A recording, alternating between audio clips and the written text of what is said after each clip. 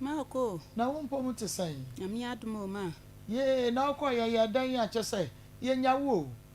Mako me yale yo, ma yale kula koda hospital bu week. Oh.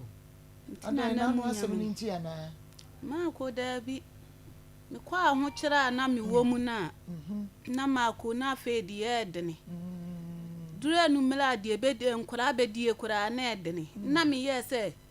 Fedie nu owuo die ka fanyina mu owuo e ma de wo tie mi bia be ka sa asem wi omude me kodie na mewu mpokora awie ma me kono maduro ti mi mpokora mako se na meti ya me kasa mpokora ya adum bi emra wo mude mi koduru ye ne yese mewu awie nti me ba ne kora week ni nyina me hunu me baketu ayida kopim se mra me ni so te me a yeyi me a me ba fie na me nsa ka me ba kire se ma wo betena se a enkora besu ha wa na wunya de omu bedie na ma hima dwe se nkam de firi ho a na nka me pe ti de ko ba ye ma me kodi hospital no asiye no Nti wo free akọ ya ne di senyansa na wo koka wano aduro sa no.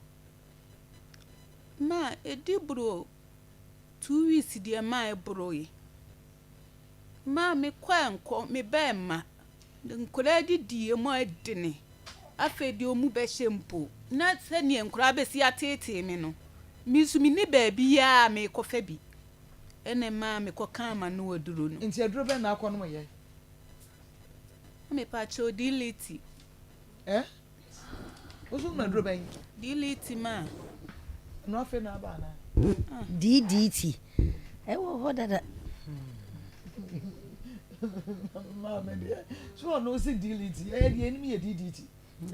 Enti e bia no different from the minimum no. Yeah, ma kan na. E na akọ no ye. Na eno no wa na wo kokoto ye. Ana say wo bi di esi wo na akọ wi ai. Me ma me na me ne ti na wo free mu no. Ya no odi bi ma ye mu omugu afuo so. Enti ka me ana ni nyina wo me honom esi dem honom ti me hwesa ne na nkora ne ti tete me na me su mi ni ba bia me fo mu bedidie no ene ma me koye saade no Me pacho hwe wo phone ma me na me nko doctor ho na me free doctor ho ba me sa ba so